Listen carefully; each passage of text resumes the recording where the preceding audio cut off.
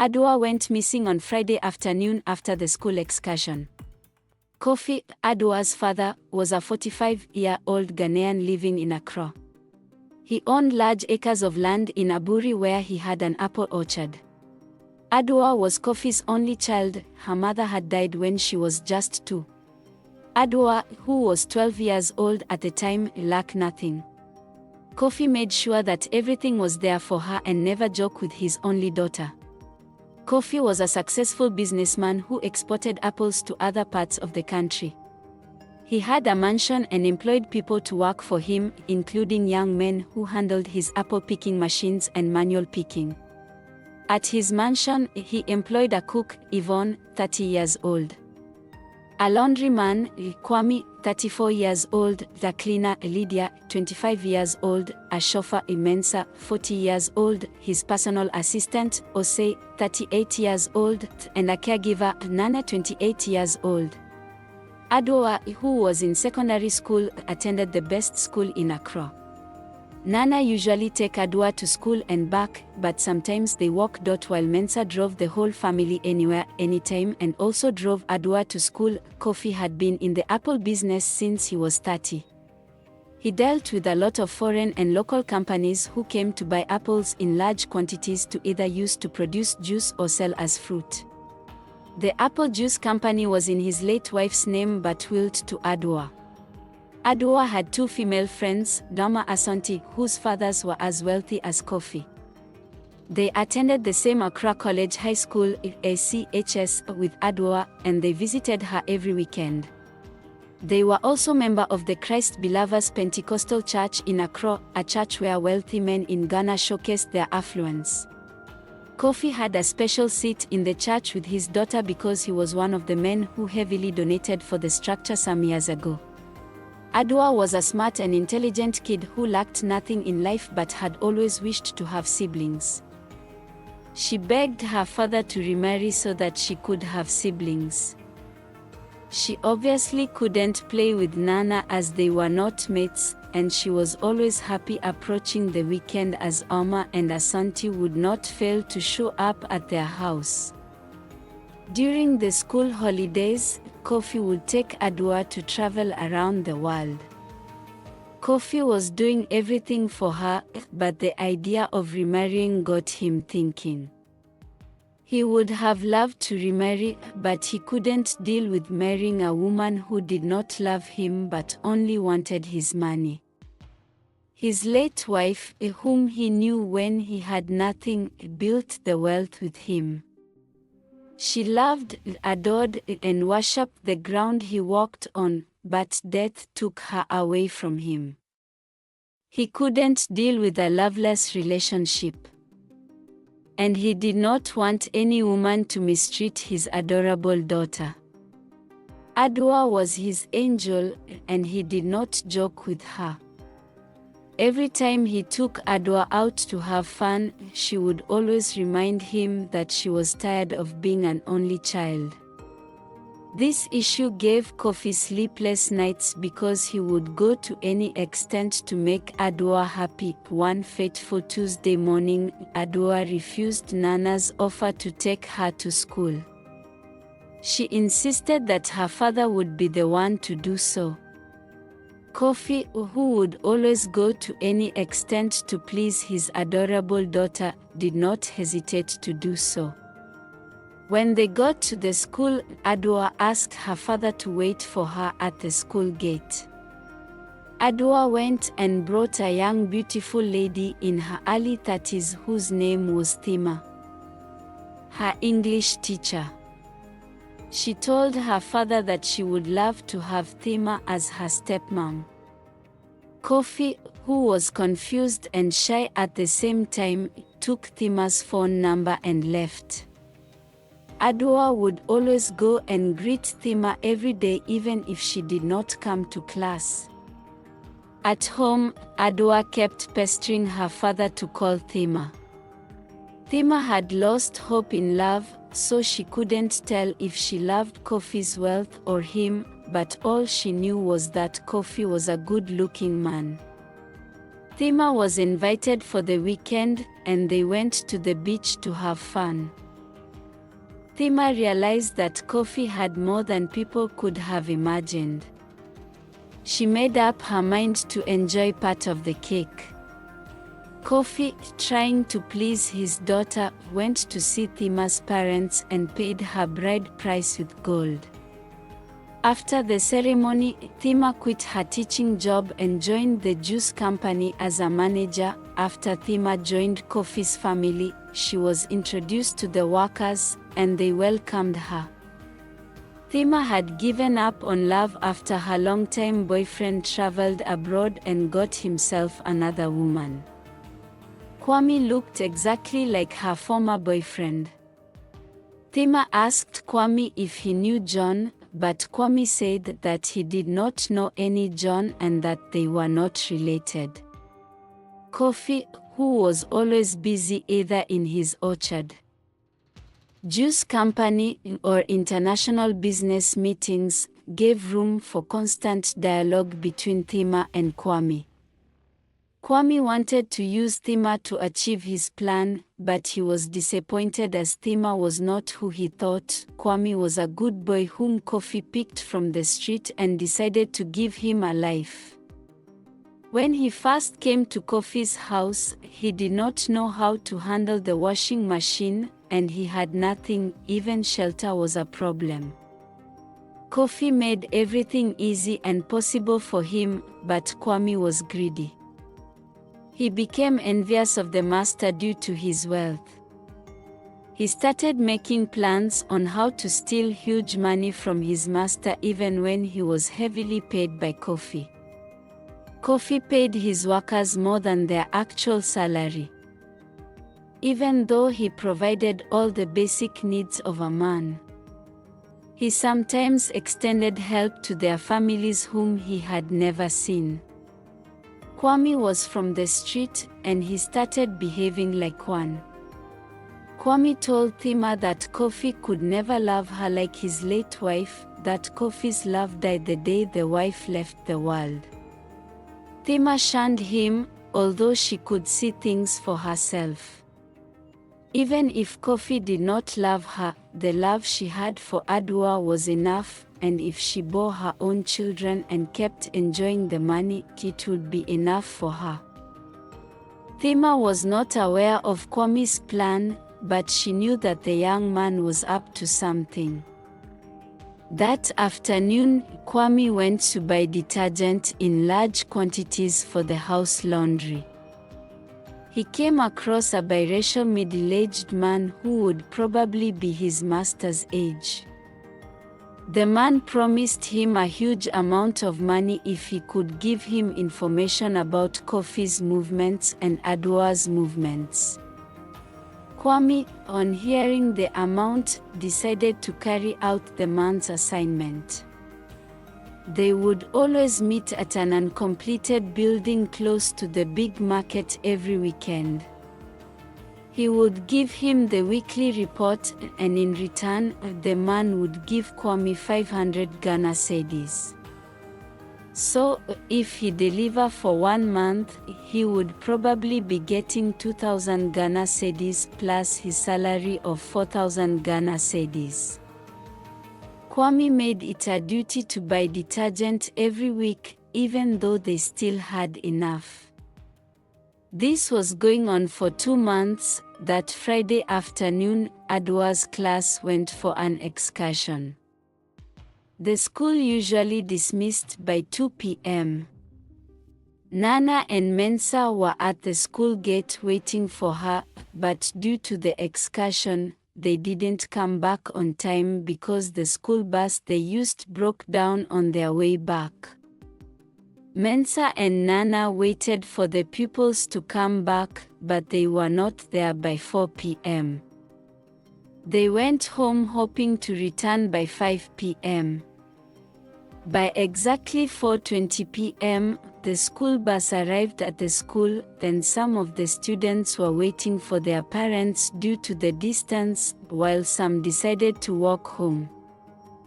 Adwoa was one of those who took the risk of going home alone. It was actually her first time walking home alone without anybody's company.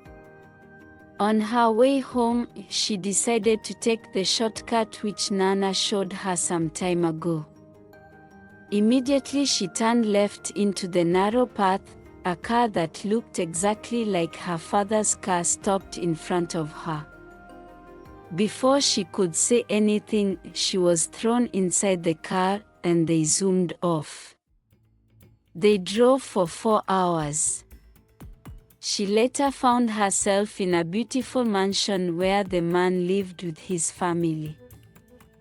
He had children of her age and below. Adwoa, who was surprised by what was happening, was welcomed by the man's wife and children. The man told her that he was her father's friend and would tell her father that she was with them. She was still asking the man why they had taken to her like they did, and the man told her that him and the father usually played pranks on each other since 15 years, and they continued. Adwoa was more confused. She asked the man why she had never seen him before, because she knew all her father's friends. The man told her that he had been out of the country for so long, so her father was not aware that he was back. Now, he wanted to use a prank to get to him. The man went ahead to tell Adwoa her father's name, his age, his hometown, his late wife's name, the year she died, and the names of all her father's employees. After all these things were mentioned, Adwoa became a bit relaxed. They offered her favorite Ghanaian jollof rice with grilled chicken. Adwoa was beginning to feel at home. The man did not have a female child. He had 3 boys, Praise 15 years old, Jack 12 years old, and Liam 10 years old. They welcomed Adwoa like a sister they never had, while Adwoa welcomed them as brothers she never had.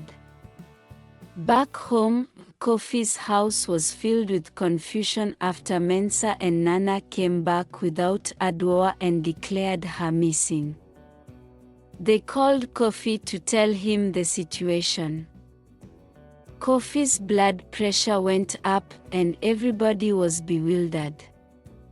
Kofi had called everyone he knew, but no one gave him a positive reply. Kofi never thought about Tony Wise because it had been 7 years since they went their separate ways. Kofi had a serious issue with one of his big customers, Tony Wise, a biracial man from Kadak country. On the 7 years of running his business, Tony Wise paid him to deliver a certain quantity of apples to him, but Kofi could not deliver due to a pandemic that destroyed most of his harvest. He witnessed massive loss that year. Kofi told Tony Wise about the issue, and Tony Wise gave him some time to make it up to him. However, Kofi did not deliver, and a year later, he still did not deliver. Tony Wise told Kofi to forget about the business and send his money back to him. Kofi told him that he would pay in installments because if he moved 4,000 Ghana cedis at once, it would affect his business. Tony Wise told him that if that was the case, then Kofi should add interest of 200 Ghana cedis at the end of the payment. Kofi refused, and Tony Wise got angry with him. Kofi gave him options: either he accept the 1,000 Ghana cedis 4 times or he won't pay him back at all. Tony Wise left in anger and never talked to Kofi about the money or any business at all. That was how their business deal closed, so Tony Wise is out for revenge with Kofi's daughter for his money. Adwoa, in Tony Wise's mansion, was not comfortable because she had not stayed away from her father for long. She asked Jackson if he could give her a phone so that she would call her father, but Jackson refused. Adwoa lacked nothing because Tony-Wise was equal to the task. Tony-Wise never planned to hurt Adwoa because he would take her back after 1 month of depressing Kofi. He only wanted to take away what Kofi values so much, and because he was aware that Adwoa worth more than wealth to Kofi, Kwame was more confused than others because he never knew that his information would cause the disappearance of his master's only child. Even the man for whom he was doing secret investigations was no longer coming to their usual spot, and no money was coming to him. Kwame felt guilty at this moment because his master had never wronged him since he picked him from the street. Kwame started planning on how to leave the house out of guilt because he did not know how to face his master when the truth surfaced.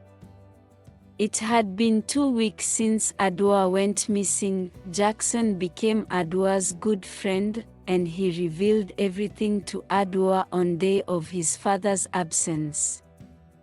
Jackson planned Adwoa's escape, that they would call Kofi and inform him, then Adwoa would go and hide behind the house if Tony-Wise returned at a point, then Jackson would bring her out on Kofi's arrival, so they called Kofi and informed him about it. Kofi's mind was relaxed a bit because at least he had become aware of Adwoa's location and Tony-Wise's problem for taking his daughter. Kofi traveled to Kadak, which is 4 hours' drive out of Accra, to get his daughter, but Tony-Wise was not aware of his coming. When he got there, he met Tony-Wise driving into his compound. Jackson took Adwoa through the back door to hide her from his father. Adwoa, who was terrified after some minutes, ran out of her hiding place, not aware of the canal behind the house. She fell into the canal, then nobody was aware until 30 minutes later, following the altercation between Kofi and Tony-Wise. Tony-Wise entered the room to look for Adwoa, but she was not there. Jackson confessed that he had taken her to hide in the backyard, forgetting about the canal. They later found Adwoa's body. Devastated, Kofi reported them to the police. Tony-Wise was sentenced to life imprisonment and Kwame was sent to 10 years imprisonment. Kofi sent all his household away, including his wife, Thema. He sold all his properties, gave the money to the orphanage, and retired to the forest, where he built a tent and started living like an animal until death came and took him away after 6 months. Moral lesson: this story underscores the consequences of deceit, betrayal, and negligence.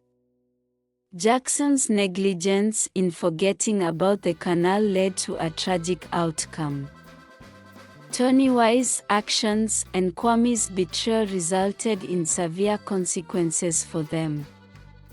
Kofi's decision to isolate himself and give away his possessions reflects the deep sorrow and remorse caused by the loss of his daughter and the events that followed. I would like to clarify that the story is just really local fiction and not based on real events or individuals, including myself. While some elements of the story may be inspired by real-life experiences or observations, the character, events, and situations portrayed are entirely fictional, and the resemblance to actual persons, living or dead, or actual events is purely coincidental.